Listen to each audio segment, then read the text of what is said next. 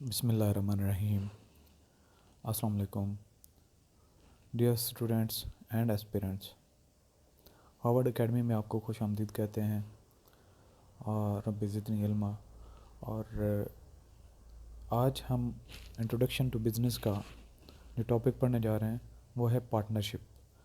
और हर जगह पे आपको मिल जाएगा ये टॉपिक लिखा हुआ, लेकिन इस चीज़ को समझना ज़रूरी है कि पार्टनरशिप इनफैक्ट है क्या और इससे इम्पॉर्टेंट क्वेश्चन किस तरह के आते हैं, ताकि आप एग्ज़ाम में उसको अच्छे तरीके से अटैम्प्ट भी कर सकें और डिफरेंशिएट कर सकें सोल प्रोप्राइटरशिप में और बिज़नेस में।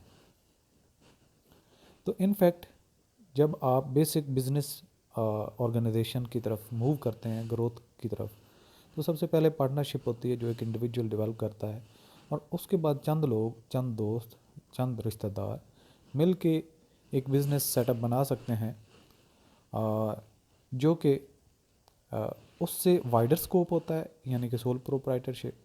और जो सोल प्रोप्राइटरशिप में हमने प्रॉब्लम्स अभी पढ़े, उनसे बेहतर तरीके से ये निपटा जा सकता है जो भी मसाइल होते हैं बिज़नेस की दुनिया में, under the umbrella of partnership.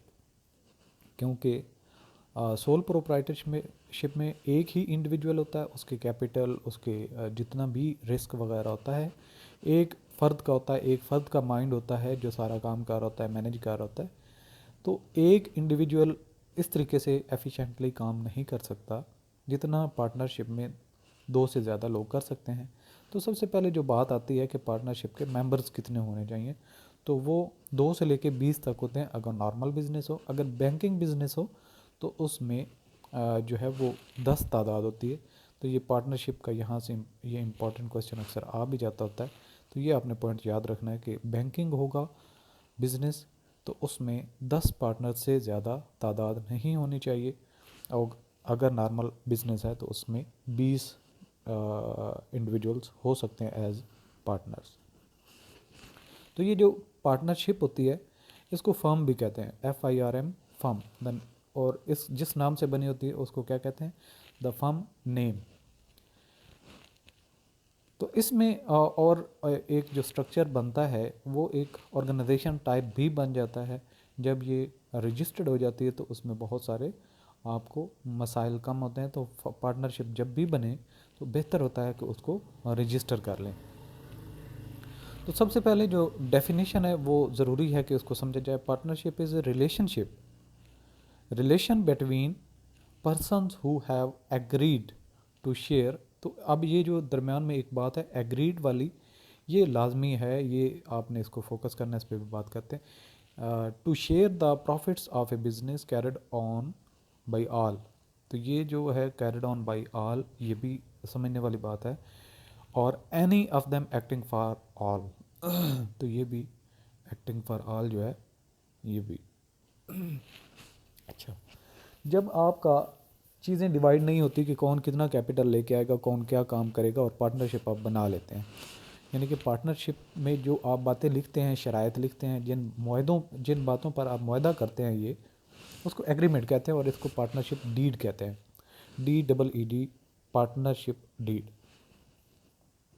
तो इसमें सारी की सारी आपकी मैनेजमेंट जिस तरीके से लेके चलनी है, किसने कितना कैपिटल, किसने कितनी स्किल, किसने कितना मैनेजमेंट में हिस्सा लेना है, और किसने कितना प्रॉफिट परसेंटेज में लेना है, रेशो के साथ लेना है, और दूसरे ने कितना लेना है। तो हर एक पार्टनर का अगर ये चीज़ें डिफ़ाइन आप राइटिंग में नहीं करते तो हर एक पार्टनर इक्वली कंट्रीब्यूट भी करेगा और हर तरह से इक्वली प्रॉफिट में भी हिस्सादार होगा, और इक्वली उसको लॉस में भी कंट्रीब्यूट करना पड़ेगा। और हर एक पार्टनर इक्वली अनलिमिटेड लायबल भी होगा, जिस तरीके से सोल प्रोप्राइटरशिप में होता है एक इंडिविजुअल। लेकिन आप अगर मुतय्यन कर लेते हैं कि कौन सा पर्सन कैपिटल लेके आएगा, कौन सा नहीं लेके आएगा, कौन कितनी स्किल उसमें शेयर करेगा, कौन मैनेज करेगा, और प्रॉफिट की रेशो क्या होगी, डिफ़ाइन कर लेते हैं, और बाकी सारे के सारे पार्टनर जो हैं वो लिमिटेड लाइबिलिटी के साथ रहेंगे, और एक इंडिविजुअल कम अज़ कम उसमें होना चाहिए जिसकी लाइबिलिटी अनलिमिटेड होनी चाहिए। तो ये जो चीज़ होती है कि एग्रीड, आपका एग्री करना उस शेयर और प्रॉफिट के साथ ज़रूरी होता है। और जब आप कोई उसमें टर्म और कंडीशन डिफ़ाइन नहीं करते तो सब ने इक्वली पार्टिसिपेट करना होता है उसको कंट्रोल भी करने में, उसको मैनेज करने में भी। लेकिन अगर किसी एक को, दो को तीन पार्टनर्स को आप डिफ़ाइन कर देते हैं जी कि आप काम को संभालें, हम आपको कैपिटल प्रोवाइड करेंगे, जो प्रॉब्लम्स आपको आएंगे हम आपको फिनेंशियली सपोर्ट करेंगे, तो स्किल आपके पास है, आप मैनेज करें, तो वो ऐसा भी मुमकिन हो सकता है कि दूसरे एक्टिवली उसकी मैनेजमेंट में पार्टिसिपेट ना करें, हिस्सा ना लें, और एक दो बंदे उसको चलाते जाएं। अच्छा, दूसरी डेफिनेशन में देख लेते हैं क्या क्या हमें कुछ इंपॉर्टेंट मिलता है। ए कॉन्ट्रैक्ट ऑफ टू और मोर कम्पिटेंट पर्सन, तो ये कॉन्ट्रैक्ट है, ठीक है। टू और मोर कम्पिटेंट पर्सन यानी कि दो से कम नहीं हो सकते। To place their money, effort, labour and skills, जिसमें सारे के सारे लोग, जिसके पास पैसा हो, जो कोशिश कर सकता हो, काम कर सकता हो, जो मेहनत कर सकता हो, जिसके पास स्किल हो, वो सारे के सारे उसमें कंट्रीब्यूट करते हैं। सम और ऑल ऑफ देम, उसमें कुछ ऐसा भी हो सकता है, कुछ मनी शेयर करें, कुछ एफर्ट करें, कुछ लेबर शेयर करें, कुछ स्किल शेयर करें, ऐसा भी मुमकिन हो सकता है। या फिर सारे के सारे पैसा भी कंट्रीब्यूट करें, एफर्ट्स भी कंट्रीब्यूट करें, लेबर भी कंट्रीब्यूट करें, और स्किल भी। इन ए लॉफुल कॉमर्स और business and to divide the profit and bear the losses in certain proportion, अगर आपने प्रोपोर्शन डिफाइन नहीं की तो इक्वल, अगर डिफाइन की है तो सर्टन प्रोपोर्शन जो आपने पार्टनरशिप डीड में डिफाइन कर दी उस हिसाब से, तो इस सारे अमल को पार्टनरशिप कहते हैं। तो इसकी ये दोनों डेफिनेशंस को आप अगर गौर से पढ़ लें, समझ लें, तो आपकी काफ़ी सारी चीज़ें, टॉपिक की समरी यहाँ पे बन जाती है। तो आगे चल के हम ओवरऑल देखते हैं कि पार्टनरशिप है क्या। पार्टनरशिप ओवरऑल क्या है? एसोसिएशन है, यानी कि लोग एक दूसरे के साथ मिल जाते हैं, एसोसिएट हो जाते हैं, और करते क्या हैं, कंट्रीब्यूट करते हैं मनी, लेबर एंड स्किल। फिर उससे क्या होता है कि अगर वो रजिस्टर्ड करवा दें अपनी फर्म, तो ये लॉफुल बिजनेस बन जाता है, और लॉफुल बिजनेस के साथ साथ इसका प्रॉफिट एंड लॉस होना ज़रूरी है। अगर उसमें प्रॉफिट एंड लॉस नहीं है तो आप उसको फर्म या पार्टनरशिप नहीं कह सकते। अच्छा, तो क्या खूबियां हैं जो मौजूद होनी चाहिए, या जो वस्फ़ हैं, औसाफ हैं, इसके अंदर होंगे तो उसमें पार्टनरशिप कहेंगे, या पार्टनरशिप के अंदर ये चीज़ें होना लाजमी है, ये भी कह सकते हैं। The main characteristics of partnership में भी क्या नरेटेड एज अंदर, सबसे पहले एग्रीमेंट, कि आपके जितने भी पार्टनर्स हैं वो कोई ना कोई एग्रीमेंट करें कि कौन सा पर्सन कितना पैसा लेके आएगा, या इक्वली लेके आएगा, इक्वली इसको कंट्रोल करेगा, मैनेज करेगा, और प्रॉफिट में क्या रेशो होगी सबकी। तो ये सारी की सारी चीज़ें आपकी एग्रीमेंट में होनी चाहिए। इसके बाद ऑडिट, अगर आपकी रजिस्टर्ड एंटिटी है, फर्म को आपने रजिस्टर्ड किया हुआ है, तो फिर आपने इसका ऑडिट भी करवाना होगा। और वैसे नॉर्मली जो है पार्टनरशिप के लिए ऑडिट लाजमी नहीं है, ये आप पे डिपेंड करता है कि आप ऑडिट करवाना चाहते हैं तो आपके जो पार्टनर्स हैं वो सेटिस्फाई हो जाएंगे। अदरवाइज़ अगर ये कंपनी रजिस्टर्ड नहीं है तो इसकी लीगल कोई लाइबिलिटी नहीं, या इसकी अलग से पहचान भी कोई नहीं। जब आपने रजिस्टर्ड नहीं करवाया हुआ तो ये आपका ऑफ द रिकॉर्ड एग्रीमेंट है जो चल रहा है, आप उसको कोर्ट ऑफ लॉ में नहीं लेके जा सकते, प्रॉब्लम्स हो सकते हैं। तो जब आपने इसको रजिस्टर्ड नहीं करवाया हुआ तो फिर तो ऑडिट करवाना बिल्कुल ही आप पे ज़रूरी नहीं है। अगर सिर्फ देखना चाहते हैं कि कहीं पे करप्शन वगैरह नहीं हुई या कोई बड़ी चीज़ें मिसिंग नहीं है तो फिर आप करवा सकते हैं, अदरवाइज़ आप पे कानूनी कोई फोर्स नहीं है। इसके अलावा एजेंट के पार्टनरशिप में जितने भी मेंबर्स होते हैं वो पार्टनरशिप के एजेंट्स होते हैं, और कोई भी दूसरों के बिहाफ पे उनको एतमाद में लेके एक्ट कर सकता है, और कोई एक इंडिविजुअल को अपॉइंट किया जा सकता है कि आपने हमारे बिहाफ पे ये काम करना है। इसके अलावा ये बिज़नेस है, इसमें प्रॉफिट का होना ज़रूरी है। अगर चैरिटेबल कोई हो, यानी कि खैरात सदक़ात के लिए एक ट्रस्ट बनी हो या वेलफेयर के काम हो, तो उसको पार्टनरशिप नहीं कहेंगे। इसके अलावा इसके अंदर जितने भी पार्टनर्स हों उनके दरमियान में कोऑपरेशन ज़रूरी है, क्योंकि पार्टनरशिप इन्हीं लोगों के वजूद के साथ मुमकिन होती है।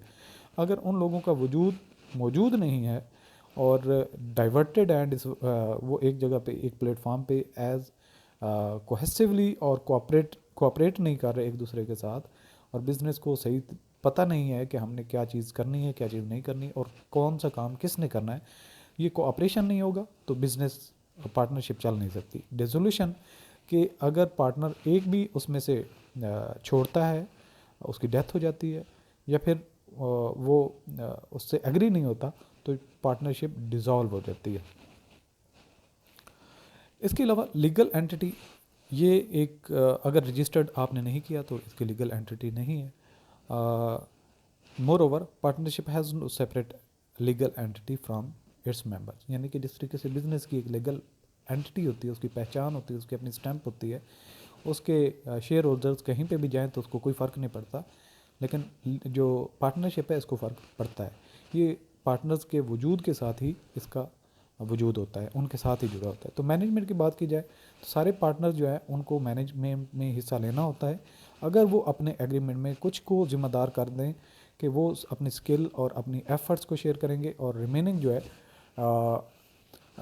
वो रिमेनिंग मेंबर जितने भी होंगे वो उसको दूसरा जितनी भी उसकी फिनेंशियली सपोर्ट होती है या स्किल सपोर्ट होती है वो प्रोवाइड कर सकते हैं। तो यानी कि मैनेजमेंट में इक्वली कंट्रीब्यूट करना सबका बराबर का हिस्सा है, लेकिन जब उसको स्पेसिफाई कर दिया जाए कि जी कुछ फाइनेंसिंग करेंगे, कुछ स्किल अपनी शेयर करेंगे, कुछ मैनेज करेंगे, टाइम उसको देंगे, तो ये अलग हो जाता है, यानी कि मैनेजमेंट का ये हिसाब किताब होता है। नंबर ऑफ़ पार्टनर पे पहले बात हो चुकी कि नॉन बैंकिंग जो बिज़नेस होगा उसमें 20, कम से कम 2 और मैक्सिमम 20, और बैंकिंग सेक्टर की अगर कोई पार्टनरशिप होगी तो उसमें मैक्सिमम मेंबर्स की तादाद 10 हो सकती है। ऑब्जेक्ट, किसी चीज़ का, किसी मकसद का वजूद में होना ज़रूरी है। तो यहाँ पे ऑब्जेक्ट का मतलब है कि एक बिज़नेस का मकसद होता है प्रॉफिट अर्न करना, तो प्रॉफिट अर्न करने की सलाहियत उसमें होनी चाहिए और मोटिव होना चाहिए कि वो प्रॉफिट अर्न करना चाहते हैं, अदरवाइज ये पार्टनरशिप नहीं होगी। इसके अलावा पार्टनरशिप एक्ट ज़रूरी है कि अक्सर पूछा जाता है, in Pakistan all partnership business are running under partnership act 1932, कि पार्टनरशिप के बिजनेस जितने भी होंगे वो एक्ट 1932 में जो डिटेल दी गई उसके मुताबिक रेगुलेट किए जाएंगे। इसके अलावा payment of tax, her individual का जो प्रॉफिट उसके हिस्से में आएगा उसको उस पर टैक्स पे करना पड़ेगा और वो खुद उसका लायबल होगा।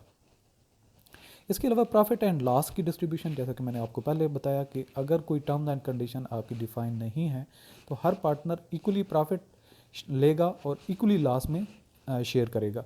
लेकिन अगर चीज़ें आपकी डिफाइन है कि कौन कितने रेशो के साथ प्रॉफिट लेगा, कौन कितना उसमें लॉस का जिम्मेदार होगा, या कौन सा पार्टनर अनलिमिटेड लाइबिलिटी के साथ आएगा और उसको प्रॉफिट ज़्यादा भी दिया जा सकता है, तो ये रेशो जो डिफाइन है, जो एग्रीड है आपस में, उसके साथ प्रॉफिट एंड लॉस डिस्ट्रीब्यूट होगा। Registration, many problems are created in case of unregistered, क्यों, फिर आपका कोई मसला होता है तो कोर्ट में लेके जाते हैं, जब आपका रजिस्टर्ड नहीं है केस, यानी कि फर्म आपकी रजिस्टर्ड नहीं, तो प्रॉब्लम होता है। तो बेहतर होता है कि उन प्रॉब्लम से बचने के लिए फर्म को रजिस्टर्ड करवा लिया जाए, पार्टनरशिप डीड जो है वो एग्रीड हो, और जो एग्रीमेंट आपका वो भी उस सबमिट किया हो रजिस्ट्रेशन करते वक्त। तो रिलेशनशिप की नेचर क्या है, partnership business can be carried on by all partners और any of them can do the business for all. तो ये ऐसा है कि आपको अगर टर्म एंड कंडीशन में आपने डिफाइन नहीं किया तो आपको इक्वली सबको कंट्रीब्यूट करना पड़ता है। अगर आपने डिफाइन कर दिया तो फिर जिम्मेदारी डिवाइड हो जाती है एज़ पर आपके एग्रीमेंट। शेयर एंड कैपिटल, हर एक इक्वली कैपिटल लेके आएगा और उसकी प्रॉफिट में भी इक्वली पार्टिसिपेट करेगा। लेकिन अगर आपके कुछ पार्टनर्स कहते हैं जी हम फाइनेंसिंग करेंगे, कुछ कहते हैं जी हम अपनी एफर्ट्स, अपना टाइम देंगे, तो इस तरीके से भी मुमकिन होता है।